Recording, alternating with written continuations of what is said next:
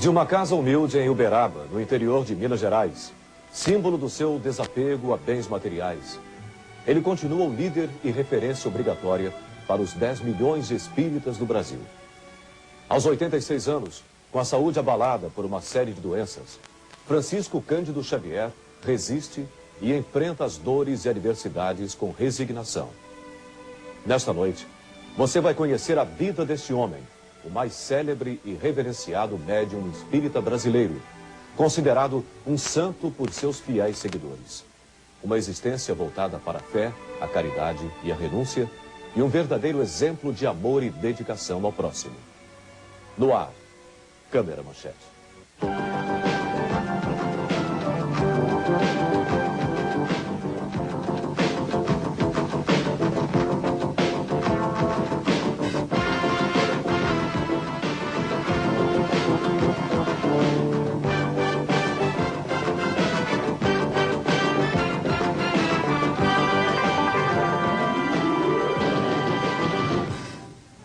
Maior fenômeno da fé brasileira, acima de qualquer credo religioso.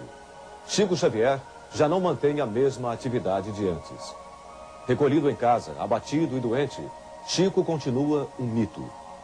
Com a saúde fragilizada do mestre, foram surgindo vários discípulos, os chamados herdeiros espirituais. Como o médium Celso Afonso, autor de uma psicografia inédita envolvendo o acidente com o grupo Mamonas Assassinas. Se nós pudéssemos colocar uma legenda à frente de cada agrupamento humano, de cada conjunto residencial, de cada cidade, de cada aldeia, de cada metrópole, de cada grande capital do progresso humano, se nós pudéssemos, tivéssemos bastante autoridade para isso, escolheríamos aquela frase de nosso Senhor Jesus Cristo, quando ele nos disse: amai-vos uns aos outros como eu vos amei.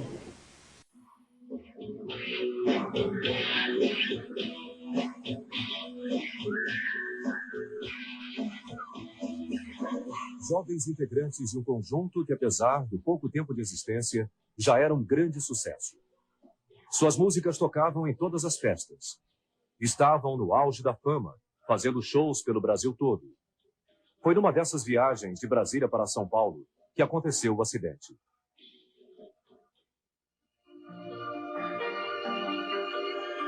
O avião, quando pousava no aeroporto de Guarulhos, foi obrigado a subir novamente e acabou batendo contra a Serra da Cantareira. Em segundos, todos estavam mortos. Quando a notícia apareceu na televisão, houve uma verdadeira comoção entre milhões de adolescentes no país. Ninguém acreditava, mas era verdade. Desaparecia aquele conjunto que alegrava tanta gente. Mas uma família de Ourinhos, no interior de São Paulo, sofria ainda mais. Eram os parentes do comandante do jatinho, Jorge Martins.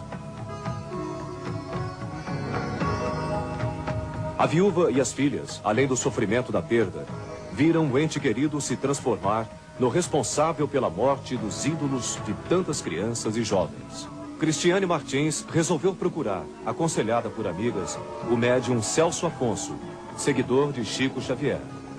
Foi até Uberaba e, na primeira vez, recebeu uma mensagem de sua madrinha, já morta, que dizia para ter paciência e esperar mais um tempo.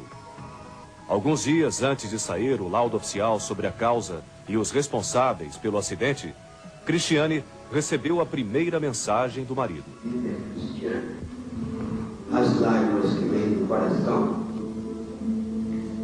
aprendo a orar de maneira que posso sentir a fé que desconhecia conviver comigo. Porque em momentos assim é que podemos avaliar bem de que maneira estamos com Deus. Beijo nossas queridas Anelias e Beatriz, e não posso deixar de beijar minhas filhas com tudo de amor que posso encontrar em você. Sei que o caso do piloto continua, várias versões quanto ao caso nasce em cada um. São suposições, contrastes. Quando não surge de alguém a ideia de buscar culpa em quem não a tem. Deixa aos homens o cuidado de analisar os homens. Minha satisfação deu a Deus, pedindo a Ele que socorra os corações dos pais dos moços que nos acompanharam naquela despedida. Baixinha, aguenta e apague qualquer tipo de revolta, para que possamos encontrar em você aquilo que ainda não estamos encontrando em nós. Te amo e compreendo que é difícil também para você a minha ausência, mas Deus sempre estará nos mostrando o caminho de nossos encontros, para que possamos ajudar ao outro. Lembrança de carinho a todos, e a você e nossas filhas, entrego meu coração. Os espíritos podem se manifestar através da escrita, a psicografia. Chico Xavier, o maior representante do kardecismo no Brasil, psicografou centenas de mensagens, entre elas de escritores ilustres como Castro Alves, Olavo Bilac e Humberto de Campos. Para os espíritas, a prática da caridade, como ensinou Allan Kardec, é o caminho mais curto para o aperfeiçoamento do espírito, nesta e em outra vida. Na Casa Transitória Fabiano de Cristo, em São Paulo, a Federação Espírita de São Paulo mantém um centro de assistência para milhares de pessoas. Lá funcionam creches, distribuição de comida e cursos profissionalizantes. Para os espíritas, muitos gênios da humanidade vieram à Terra para aperfeiçoar o homem. São os espíritos iluminados. O dramaturgo William Shakespeare, por exemplo, morto em 1616, deixou em sua vasta obra a marca da inquietação diante do mistério da morte. O espiritismo conquistou o Brasil com a repercussão deste livro. Mas foi a partir dos anos 70 que o interesse pelo espiritismo se acelerou em nosso país, que formam a maior nação espírita do mundo. O número de centros espíritas ultrapassa os 5.000, uma multidão que compra anualmente quase 3 milhões de livros. O pesquisador do Instituto de Física da Universidade de São Paulo, Sérgio Felipe de Oliveira, tem uma visão científica para o fenômeno da mediunidade. Existem hipóteses científicas dentro de métodos especiais que poderiam estar abordando a questão da mediunidade. Isso através da física quântica? A física quântica, ela abre terrenos para que o homem possa compreender a possibilidade da existência de outras dimensões que nós não podemos ver com os nossos olhos. Então é um terreno que nós podemos percorrer. Outro terreno seria o terreno da antropologia, que estuda a possibilidade do espiritualismo ser uma realidade na nossa cultura, na nossa vida cotidiana. E como é que a antropologia explica isso? A antropologia propriamente, ela coloca, principalmente diante daquilo que se chama de antropologia médica, a possibilidade de a mediunidade ela ser um fenômeno psíquico, que ainda não está devidamente explorado pela medicina contemporânea. Então, quer dizer, esse fenômeno psíquico, ele seria uma possibilidade do ser humano entrar em contato com aquilo que seria uma hipótese também, a existência da espiritualidade.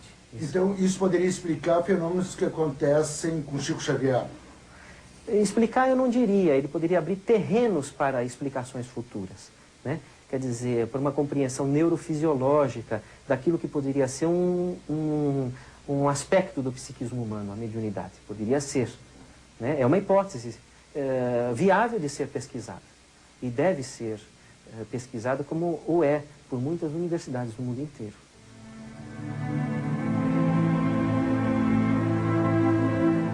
Os espíritos me poupam essa preocupação com o dia da morte, porque se Jesus permitir, eu desejo trabalhar até no dia da partida, né?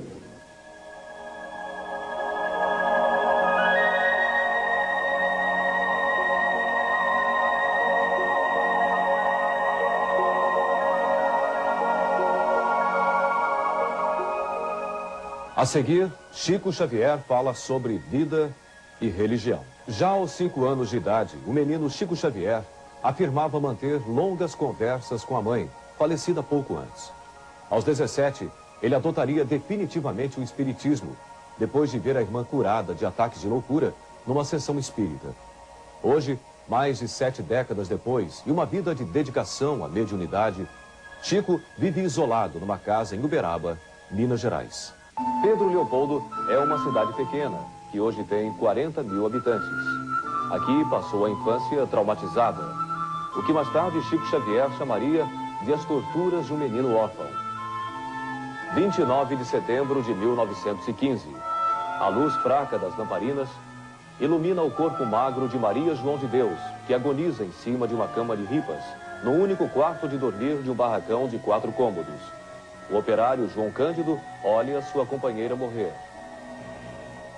Chico Xavier, frágil e miúdo, está com 5 anos. Vai logo depois trabalhar numa fábrica de tecidos e depois num armazém. Eu sempre fui operário de fábrica. Trabalhei perto de uma máquina chamada abridor. Recebi o algodão em rama e depois dividi os filatórios. Eu trabalhava nos filatórios e era muito feliz. Nunca chegaria a concluir o ginasial. A família se dispersa. Chico Xavier vai parar na casa de uma madrinha, Dona Rita de Cássia, a primeira a se irritar com as insólitas histórias do menino órfão sobre conversas de além-túmulo com a mãe. No quintal, escondido entre bananeiras, o garoto pedia à mãe conselhos, como se comportar. 3 surras de marmelo por dia e um garfo gravado na barriga. Todo o meu suplício começou por causa de minhas conversas com a mamãe, diz Chico Xavier. Nova casa e novos sofrimentos. Acompanhar procissão com uma pedra de 15 quilos na cabeça. Com a madrasta, ele é um pouco mais feliz. Na escola ganha a nota mais alta da classe, o primeiro lugar entre os alunos do curso primário de todo o estado de Minas Gerais.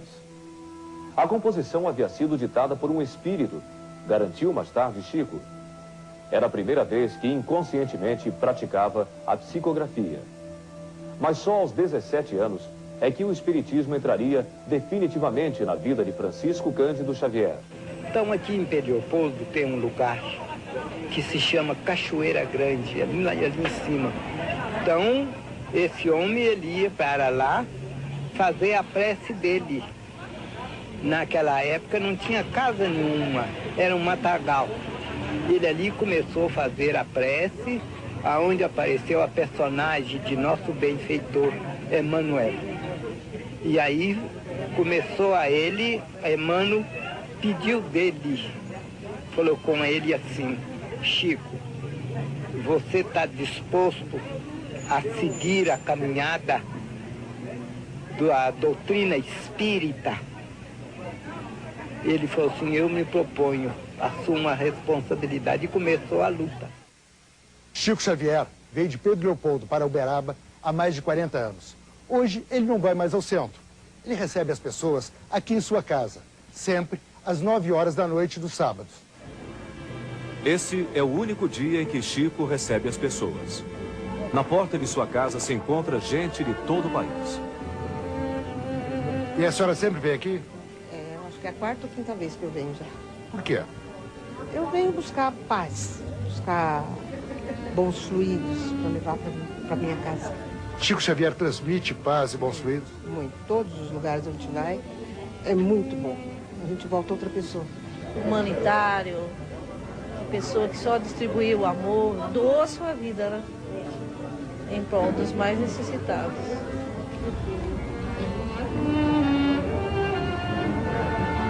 Vocês vieram da onde? Curitiba, Paraná.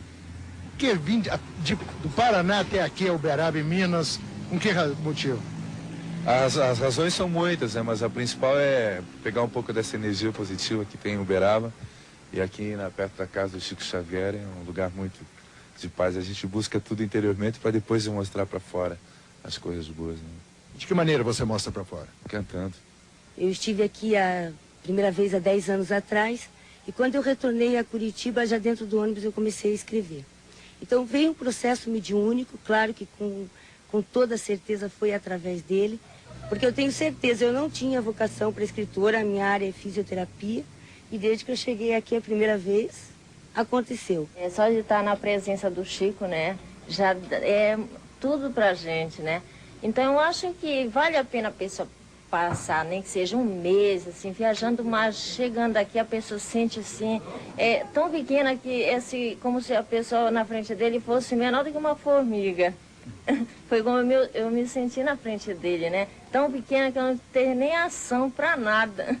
Estou feliz porque eu realizei um sonho antigo de conhecê-lo e saber que é bom a gente conhecer uma pessoa que tanto faz por muitas e muitas pessoas do Brasil e até do mundo afora.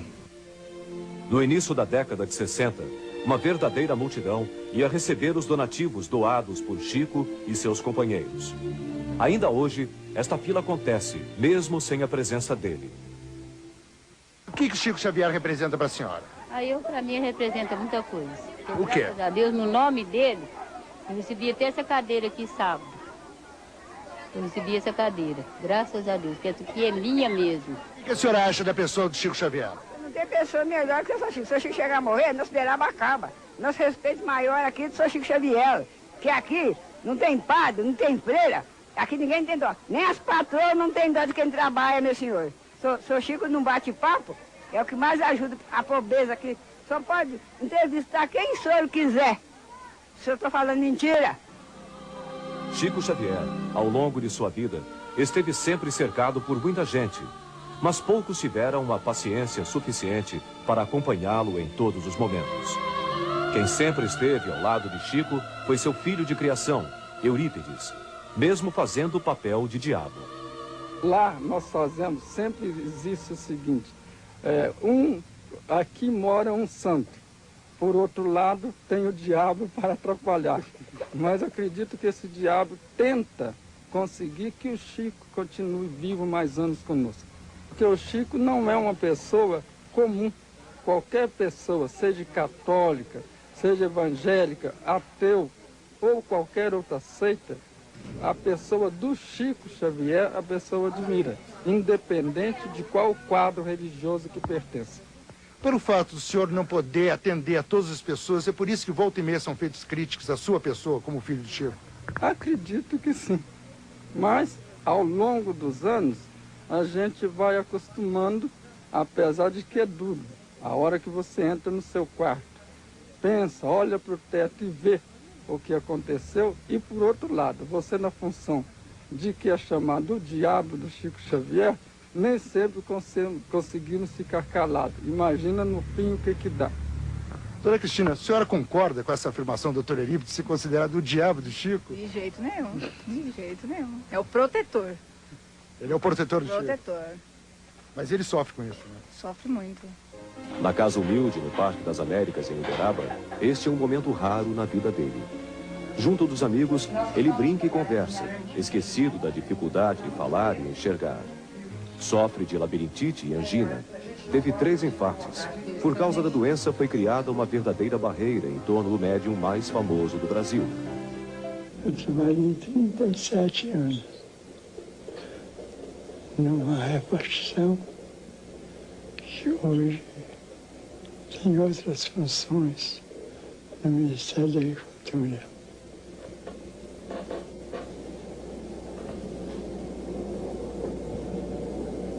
Eu chegava em casa 5h15, 5h20. Tomava qualquer coisa rápida. Um chá, qualquer coisa. Fechava a porta do quarto. Eu trabalhava das 5h30 1h30, 2 da madrugada. Foi assim que foi recebido o livro Paulo Estevão. Eu tinha que receber, passar a limpo e depois eu mesmo datilografar. Olha que estudou muitos anos, mas quando eu aposentei, ele falou assim, eu não falei com você que isso era possível, ser médium e ser um profissional. É só ter a disciplina do tempo. No próximo bloco, uma entrevista exclusiva com Chico Xavier. Há quase 20 anos, Chico Xavier sofre de angina e labirintite crônica. Teve 3 infartos e 2 pneumonias, além dos efeitos de um glaucoma que cegou um olho e ameaça o outro. Apesar de toda essa debilidade física, ele mantém a lucidez da mente e do espírito, como você vai ver nessa conversa com o repórter Raul Silvestre.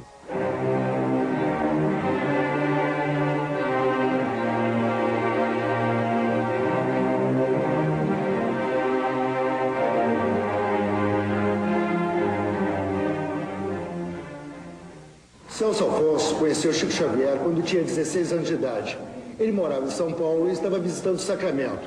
Chico Xavier ainda morava em Pedro Leopoldo, também passava por Sacramento. Como é que foi esse encontro, Celso, seu com Chico, aos 16 anos de idade? Para mim, eu considero o encontro com a porta de Damasco, a minha porta de Damasco, né? Porque a partir daquele momento, houve modificações na minha vida que me beneficiaram e que me mantém um certo equilíbrio que até hoje eu estou dentro dele.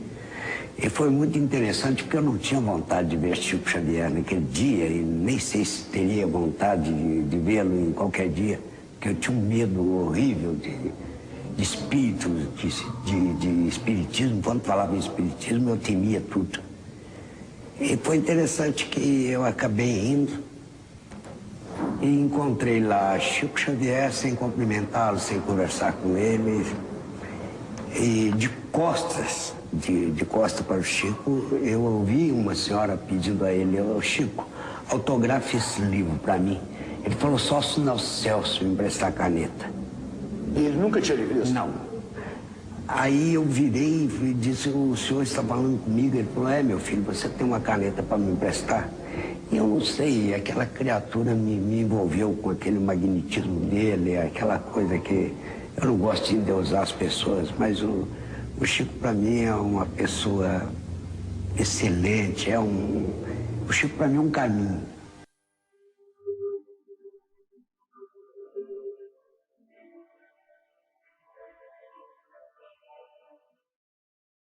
Um paraplégico.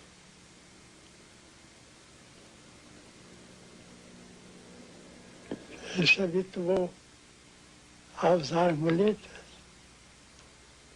Nos visitou há dias e me perguntou, Chico Xavier, eu sou um leitor das páginas mediúnicas que você tem recebido.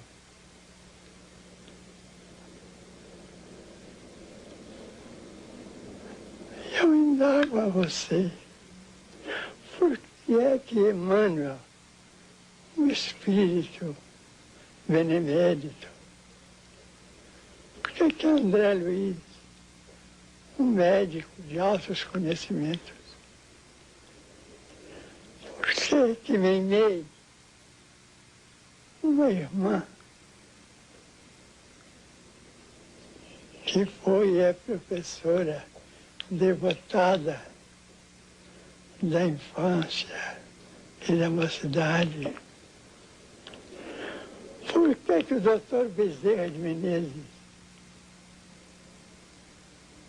que continua sendo, na vida maior, um médico do mais elevado gabarito e que é seu amigo, que é que eles não curam você?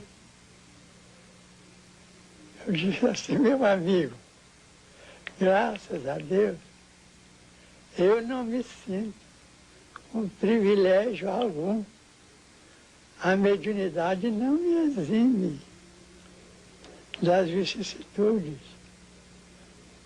e das lutas naturais de qualquer pessoa dos nossos grupos sociais. Penso que essa moléstia tão longa e tão difícil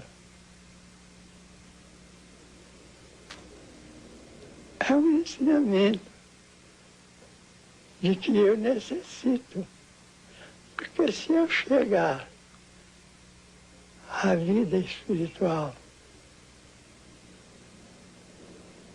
breve, como espero, e algum instrutor me perguntar, Chico Xavier, você nunca teve uma moléstia grave e que durasse longo tempo?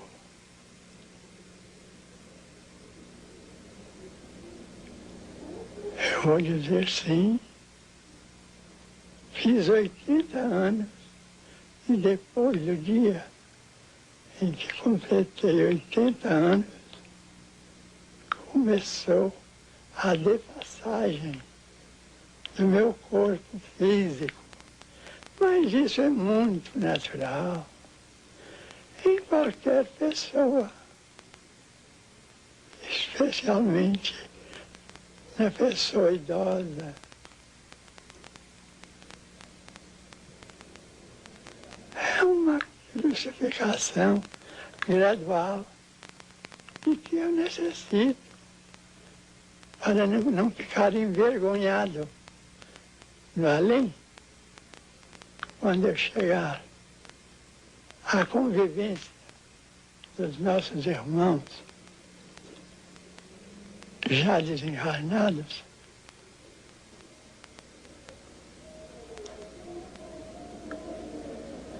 Eu quero não sentir vergonha de nunca ter sofrido, mas para mim isso não é sofrimento.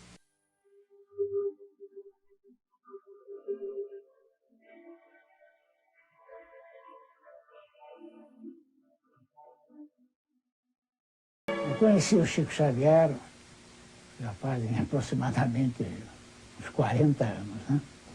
O Chico estava então no apogeu da sua mediunidade. E o que me impressionou muito nessa figura carismática do Chico Xavier é exatamente a bondade, né? A caridade, que nele é uma qualidade espontânea. Ele se comove perante a pobreza, perante problemas psicológicos, problemas de mediunidade, problemas físicos das pessoas. Então, para cada criatura que sofre, o Chico sempre tem uma palavra de consolo, de carinho e de orientação na vida dessas pessoas. E isso impressionou realmente muito, porque é uma qualidade que não é vulgar. Agora, como médium, ele é essa figura espantosa que o mundo todo conhece através dos livros que ele psicografou, cerca de 400 livros, né? Abrangendo todos os gêneros literários, o romance, a crônica, a poesia, a literatura histórica, a parte histórica. Em suma, ele é uma enciclopédia mediúnica. Ele não é um autor, ele é um instrumento de 500 espíritos que escreveram através da sua mediunidade, cada qual com seu estilo. Os maiores nomes da literatura passaram pela psicografia de Chico Xavier. Os maiores nomes, né? Aqui no Brasil nós podemos citar o Olavo Bilac, o Castro Alves, Rui Barbosa. Ele poderia ter ficado milionário, um homem de grandes posses, se recebesse os direitos autorais. Porém, ele fez doações de todos esses direitos sobre essas obras. Para entrevistar Chico Xavier, encontramos várias dificuldades, mas a principal delas foi o seu estado de saúde. Com a idade avançada e os problemas físicos, Chico Xavier encontra hoje muita dificuldade em receber as pessoas, principalmente a imprensa, que muitas vezes deturpa suas falas, como ele diz. Além disto, é impossível iluminar o ambiente. A luz prejudica a vista de Chico e o grande número de pessoas dificulta o movimento do cinegrafista. Todos querem estar com o Chico nos poucos momentos em que a visita é permitida. Só foi permitida a nossa presença na sala da casa onde Chico recebe as pessoas para fazer 3 perguntas, e assim mesmo, sem usar o microfone. Foi preciso usar câmera amadora para poder registrar a imagem e o som. Eu queria conversar com o senhor sobre como que o senhor, que é uma pessoa tão procurada por tantas pessoas, leva uma vida tão humilde, tão simples. Como que o senhor, uma pessoa tão procurada por todo mundo, o Brasil inteiro, leva uma vida tão humilde, tão simples? Eu sou um privilegiado. Deus me deu um lugar para ficar, almoço, orgia, felicidade. Estou paralítico, com o coração alterado. Mas estou feliz, cumpri meu desejo. O que era para ser feito, foi feito. Foi feito ou o senhor está fazendo? Foi feito ou o senhor está fazendo ainda? Continuo fazendo, agora vai dar escala, né? O senhor conta sempre com o apoio das pessoas que o cercam, né? O senhor sempre conta com o apoio das pessoas que o cercam, né? O doutor Eurípides, o seu filho. Gente boa, né? O senhor está atravessando um século, né, Chico? O senhor está atravessando um século, né? Eu estou. Vou fazer 87 anos. E o século está terminando, né? Eu estou terminando com ele. A você, Chico, que a minha modesta prece sempre é dirigida a Deus, agradecendo a tudo que você nos fez, e que você possa continuar nos ajudando, porque você é capaz. Não é um corpo físico com seus 86 de idade que te coloca de lado ou te derruba, porque você é uma pessoa enorme.